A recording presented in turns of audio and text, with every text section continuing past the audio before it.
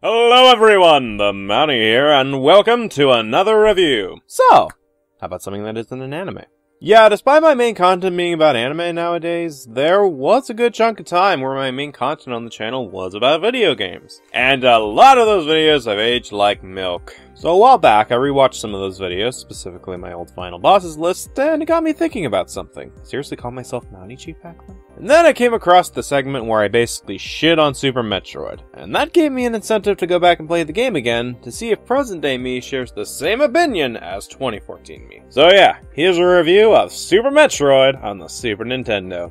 Seriously? Chief? What the fuck was I thinking? And yet it's not as weird as the commercials for the goddamn game. The US commercial has a savage dog locked in a room and gets turned into a fucking chihuahua due to the intensity of the game. What the fuck? Well, the Japanese commercial is a live-action version of the baby Metroid and the scientists from the prologue of the game, what looks like an animatronic Ridley, and Samus getting suited up in the worst-looking effects I've seen in a while. Seriously, this looks more like an episode from a shitty live-action adaptation of the game rather than a commercial, but I digress. So Super Metroid starts off with a recap of the past two games, and while I know it's done to inform those who haven't played the previous two games what happened in them, the cynical part of me thinks this was done to basically tell those playing this game to avoid these two pieces of crap at all costs. Oh, they have aged horribly. Anyways, once this recap is over, Samus heads to the space station where she dropped off the last of the Metroids and discovers it in ruins. So yeah, this is the result of Ridley, back from his defeat in the original Metroid, who attacks the base, steals the baby Metroid, and then escapes. Or you could be me and make him drop the baby Metroid for a moment before he escapes if you blast enough shots to his ugly ass face. What a dumbass. So the station explodes and Samus chases Ridley to Zebes in order to rescue that baby Metroid and stop Ridley once again. And that's the main plot of the game. It's pretty simple, but given how this was made in a time where stories weren't all that important outside of RPGs, I can cut it a bit of slack here. Graphically speaking, Super Metroid is a pretty damn good looking game for the time. The colors and textures are appealing to the eye, the sprites are pretty damn good for the time, and the effects help make each area more atmospheric, which is great for a game like this since you're exploring unfamiliar territory on an alien planet and have no clue what is safe and what isn't. And it certainly helped keep me on the edge of my toes at points. Helped further by the great soundtrack, not only being very catchy to listen to, but also uncomfortably fitting. Meridia's music, for example, paints itself as a mysterious and murky tune, and sure enough,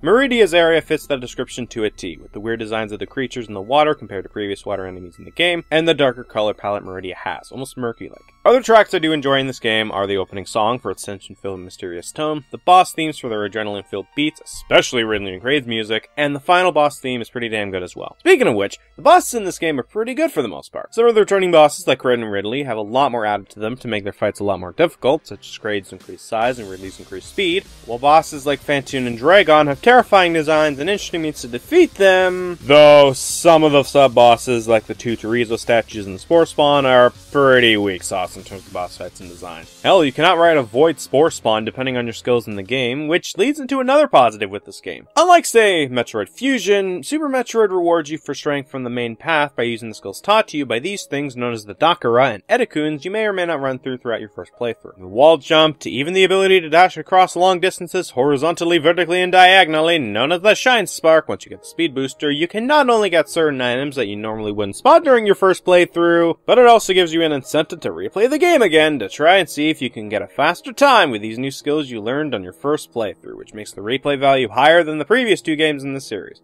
But, yeah, I played through this game 6 times in a row prior to this review to see if I can get a better time, and I didn't get that feeling of burnout after the 6th playthrough, which is something I did get after I played through, say, Metroid Prime for the 2nd time in a row. Speaking of power-ups, though, I think they were handled pretty well in this one. The gravity suit is pretty good at traversing water and lava, as well as increased defense. The speed booster is a pretty good ability to have, especially when you plow through enemies. And the super missiles and power bombs are pretty damn effective at dealing with certain obstacles and enemies. There are also reserve tanks that basically give you extra energy when you die, but I usually never bother with those, since there are a decent chunk of health and missile refills scattered throughout the game. But, yeah, this game is pretty good. Like, really damn good. I guess an apt comparison would be to think of this as the Link to the Past of the Metroid series. It takes what didn't work in the first two games and not only made those cons into positives, but the core gameplay was also a lot more enjoyable to play from start to finish in comparison to the first two games. And like a Link to the Past, the controls are also a lot better here. You can shoot in 8 directions, you have a run button, easier to use the morph ball. Basically, it's pretty damn good, but yeah, overall, Super Metroid was a lot of fun from start to finish, and I really do recommend it, especially for those interested in giving the series a try. So, yeah, for anyone who thought I still hated Super Metroid, now you know. So that concludes this review. I'm the Mounty, and next time we meet, I'll be taking a look at something out of my comfort zone. The first film in the Super Dimension Fortress Macross series, Do You Remember Love? See you then.